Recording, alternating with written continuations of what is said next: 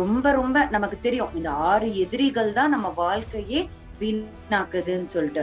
அப்படிப்பட்ட அரிஷட் வர்காஸ பத்தி நம்ம ஞானம் தெரிஞ்சுக்கிட்டோம், ஒவ்வொன்னா தெரிஞ்சுக்கிட்டோம் அப்படின்னா ஆட்டோமேட்டிக்கா நம்ம வந்துட்டு நம்ம வாழ்க்கையை எளிமையா கொண்டு போக முடியும். நீ கண்டிப்பா உயிரோட இருக்கும் போதே நரகத்திற்கு தான் நீ போவ, நரகம் தான் நமக்கு அனுபவிக்கணும் அப்படின்னு சொல்லிட்டு. நரகம்னா என்ன மாஸ்டர்ஸ்? நம்ம வந்துட்டு கஷ்டங்கள் தான் இல்லையா?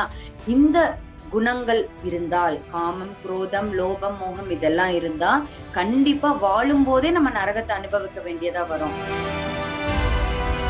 அளவுக்கு மீறியது மோகம் இல்லையா? ஒரு கோரிக்கை எனக்கு இருக்கு, கோரிக்கைகளே காமமே தப்புன்னு சொல்றாங்க. அந்த காமம் விபரீதமா எப்ப மாறுதோ அததான் நம்ம மோகம் அப்படின்னு சொல்லிட்டு சொல்றோம் மாஸ்டர்ஸ். 3ஆம் கண், தேர்ட் ஐனால நம்மளால ஈஸியா ஆன்மாவை பார்க்க முடியும். அந்த தேர்ட் ஐ எப்படி வரும்? நம்ம தியானம் செஞ்சாதான். சோ இது எல்லாவுமே எப்போ நம்ம சாதிக்க முடியும்னா only through meditation and wisdom.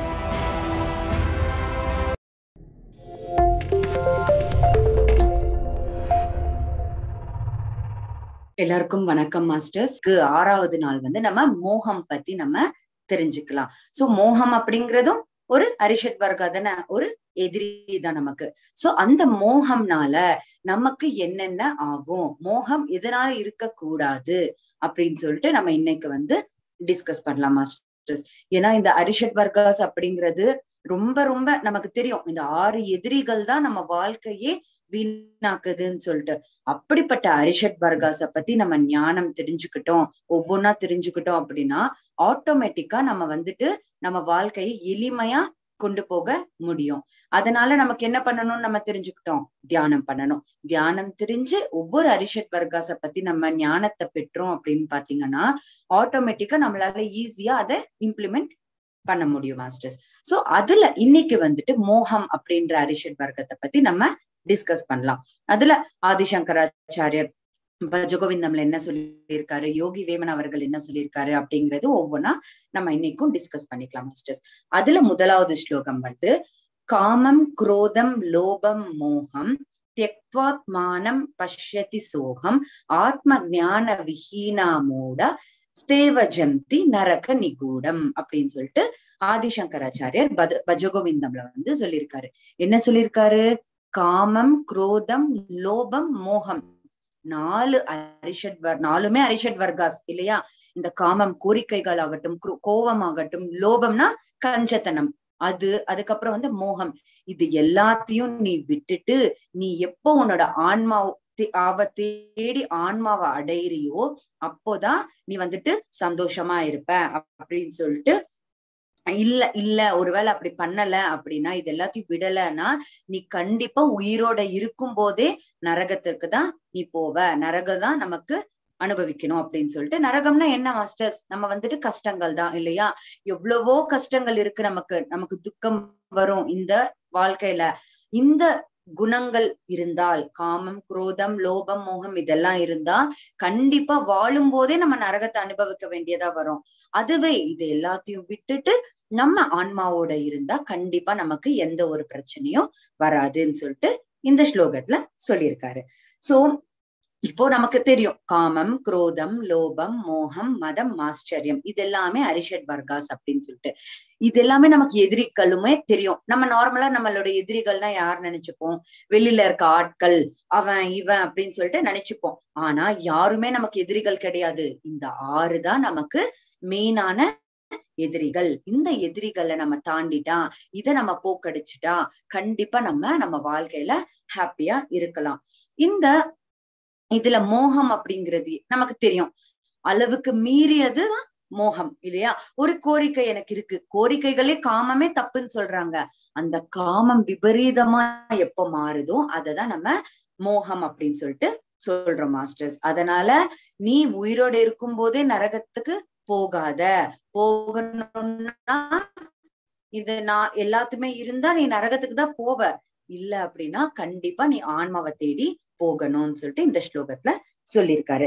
ஏன்னா இப்போ இந்த ஆன்மாக்கு போகணும்னு சொல்லிட்டாரு. அப்ப நம்ம என்ன செய்யணும்? ஆன்மாக்கு போக வேண்டிய சாதனைய செய்யணும். ஆன்மா சாதனைனா என்ன அப்படின்னு பாத்தீங்கன்னா, எப்பயுமே ஆன்மாவோடைய இருக்கிறது, எப்பயுமே ஆன்மா வழியாவே எல்லாரையும் பாக்குறது, எப்பயுமே ஆன்மாக்காகவே நம்ம எல்லா செயல்களையுமே செய்யறது. இது எல்லாமே செஞ்சோம் அப்படின்னா நமக்கு ஆன்மா சித்தி அடைஞ்ச மாதிரிதான். நம்ம எப்போ ஆன்மா சித்தி நம்மளால அடைய முடியும்?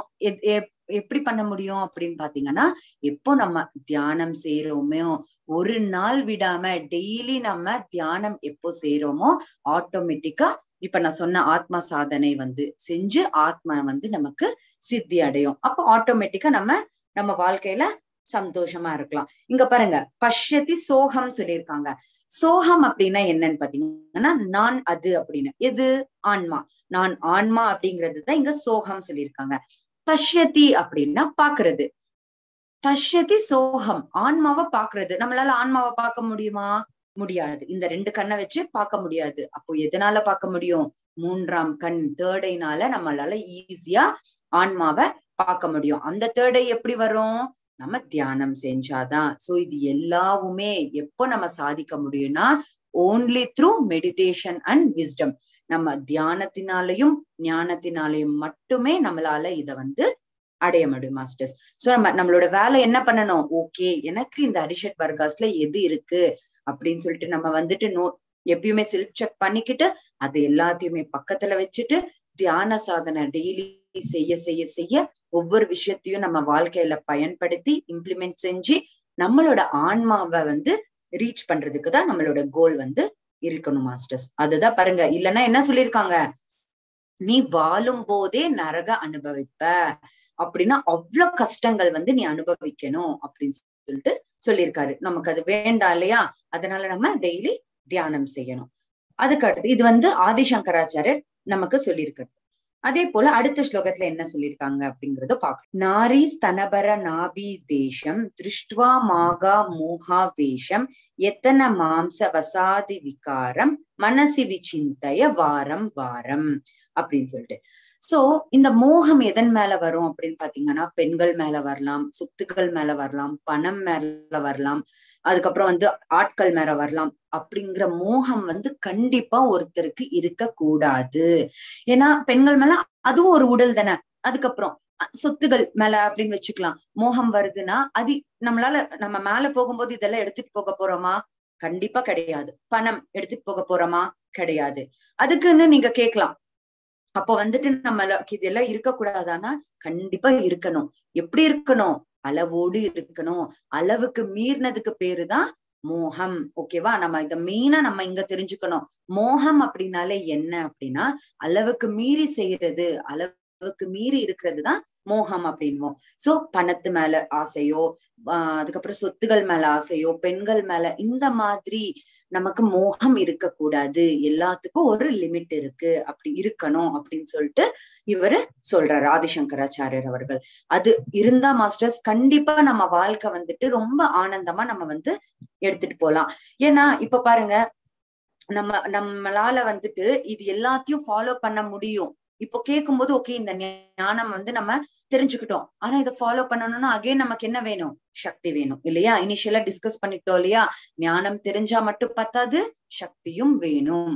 அந்த சக்தி வேணும் அப்படின்னா நம்ம தியானம் செஞ்சுதான் ஆகணும் மாஸ்டர்ஸ். அதனால நம்ம தியானம் செய்ய செய்ய செய்ய செய்ய ஒவ்வொரு குணமும் ஆட்டோமேட்டிக்கா நமக்கு சேஞ்ச் ஆகும். அப்போ எதன் மேலயும் நமக்கு மோகம் அப்படிங்கிறது இருக்காது. ஆட்டோமேட்டிக்கா நம்ம இது எல்லாத்தையும் விட்டுட்டு நம்ம ஆன்மா பயணத்துல நம்ம போவோம். சோ பணம் பணம் பணம்னு சொல்லிட்டு எப்பயுமே இருக்கிறது. ஏன்னா பாருங்க, பணத்தினாலேயே அம்மா பையனுக்கு, அம்மா பொண்ணுக்கு, அதுக்கப்புறம் அண்ணன் தம்பிங்களுக்கு, அக்கா தங்கச்சிங்களுக்கு, எத்தனை பேருக்கு மாஸ்டர் சண்டை சில பேர் பிரிஞ்சே போயிடுறாங்க. எதனால? பணத்தினாலதான். ஏன்னா இருக்கிற பணத்தை யாருமே வச்சு திருப்தி அடையிறது கிடையாது. அதன் மேல பணத்தின் மேல மோகம் இல்லையா? அந்த மோகம் என்ன பண்ணுது? அளவுக்கு மீறின ஆசை. எனக்கு ஒருத்தர்கிட்ட ஒரு 2 crores இருந்தா எனக்கு இன்னும் 5 crores வேணும், 10 crores வேணும். 50 கோடி இருக்கிறவன் கூட நிம்மதியா இருக்க மாட்டான். ஏன்னா அவனுக்கு யார் மேல பார்வை?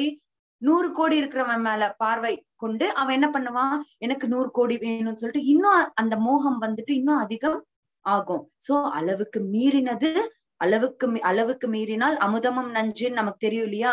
பாருங்க, அளவோடு இருந்தா ஓகே, அளவு மீறினால் அந்த அமுதம் கூட நமக்கு ஒரு நாள் நஞ்சா மாறிடும், பாய்சனா மாறிடும்னு சொல்லிட்டு எவ்வளவு அழகா நமக்கு அப்பயே நம்ம முன்னோர்கள் எல்லாம் சொல்லியிருக்காங்க.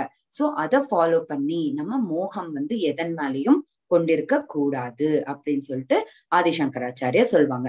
பாருங்க, இப்போ நமக்கு ஒரு கோடு இருக்கு மாஸ்டர்ஸ். அது சின்ன கோடா பெரிய கோடா அப்படின்னு ஒரு பெரிய கோடே போடலாம்னு வச்சுக்கோங்க.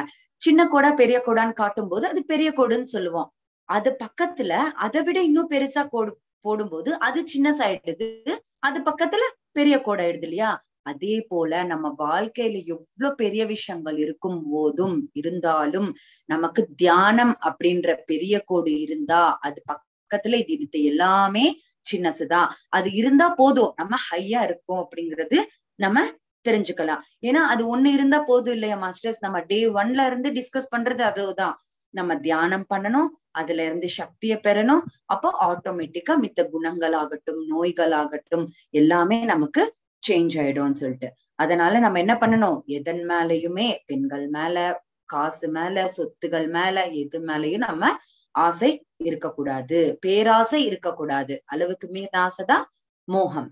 சோ மோகம் இருக்கக்கூடாதுன்னு சொல்லிட்டு இந்த ஸ்லோகத்துல ஆதிசங்கராச்சாரியார் சொல்லி. சோ அடுத்த ஸ்லோகத்துல என்ன சொல்லியிருக்காங்கன்றத பார்க்கலாம். சுகத கிரியதே ராமா போகா பశ్చాதன ஷரீரே ரோகா யத்யபி லோகே மரணம் சரணம் ததபின முஞ்சதி பாபா சரணம்.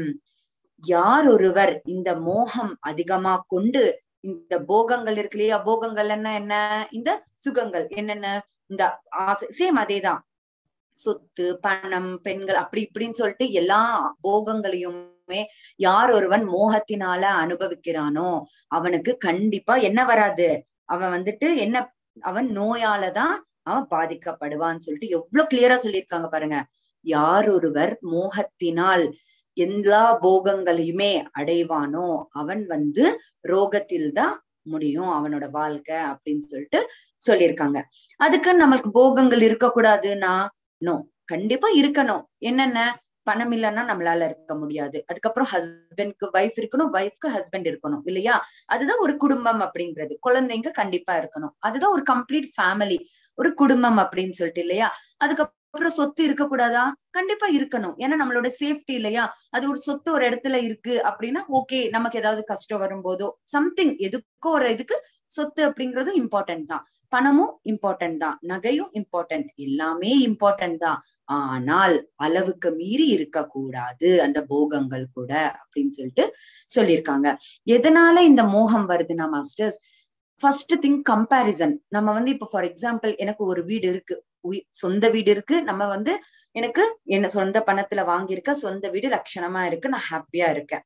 ஆனா இன்னொருத்த அவனுக்கு 2 வீடு இருக்குன்னு வச்சுக்கோங்க, ஐயோ அவனுக்கு 2 வீடு இருக்கே ஆனா எனக்கு ஒரு வீடு தானே இருக்குன்னு சொல்லிட்டு அவ்வளவுதான், நமக்கு அது மேல ஆசை வந்துடும், கம்பேர் பண்ணிப்போம், கோபம் வந்துடும், அத கோபம் மோகமா மாறிடும். சோ கம்பேரிசனே நம்ம வச்சுக்க கூடாது. ஏன்னா வச்சுக்கிட்டோம்னா நமக்குதான் அது கெட்டது இல்லையா? இதுக்கு முன்னாடி ஸ்லோகத்துல என்ன பார்த்தோம், நம்ம மோகமோட இருந்தா எதுக்கு போவோம், வாழும் போதே நரகம் அனுபவிப்போம் அப்படின்னு சொல்லிட்டு சொல்லியிருக்காங்க. சோ இந்த போக பாக்கியங்கள் எல்லாம் பக்கத்துல வச்சுட்டு எவ்வளவு இருக்கணுமோ அவ்வளவு லிமிட்டா வச்சுக்கிட்டோம் அப்படின்னா ஆட்டோமேட்டிக்கா நமக்கு நம்ம நல்லா நம்ம லைஃப் அழகா நம்ம லீட் பண்ணிக்கலாம். ஏன்னா மாஸ்டர்ஸ் நம்ம மேல இருந்து கீழே வந்ததே எதுக்காக, நமக்காக. ஆனா அதை மறந்து நம்ம எதுக்கு தேடிட்டு இருக்கோம், எதுக்காக ஓடிட்டு இருக்கோம், காசு காசுன்னு ஓடிட்டு இருக்கோம். அதுக்கப்புறம் சொத்துன்னு ஓடிட்டு இருக்கோம். ரிலேட்டிவ்ஸ் பேசல, அவங்க என்கிட்ட பேசல, இவங்க என்கிட்ட பேசலன்னு சொல்லிட்டு ரிலேஷன்ஷிப்ல மாட்டிட்டு இருக்கோம் இல்லையா? இதை எல்லாத்தையும் மோகத்துல இருந்து வெளியில வரணும் அப்படின்னா கண்டிப்பா நம்ம இந்த ஞானத்தை தெரிஞ்சுக்கிட்டே ஆகணும். சோ அப்பதான் ஓகே. வெவ்வேறு மாஸ்டர்ஸ் நேத்தெல்லாம் என்ன பார்த்தோம், ஸ்ரீகிருஷ்ணர் என்ன சொன்னாங்கன்னு பார்த்தோம், ஆதிசங்கராச்சாரியர், யோகி வேமன் அவர்கள், எல்லாருமே சொல்ற பாயிண்ட் ஒண்ணுதான், உண்மை அப்படிங்கிறது ஒண்ணுதான். ஆனா அது தெரியப்படுத்துற விதம் வெவ்வேறு விதமா எல்லாரும் தெரியப்படுத்துறாங்க. Thank you so much.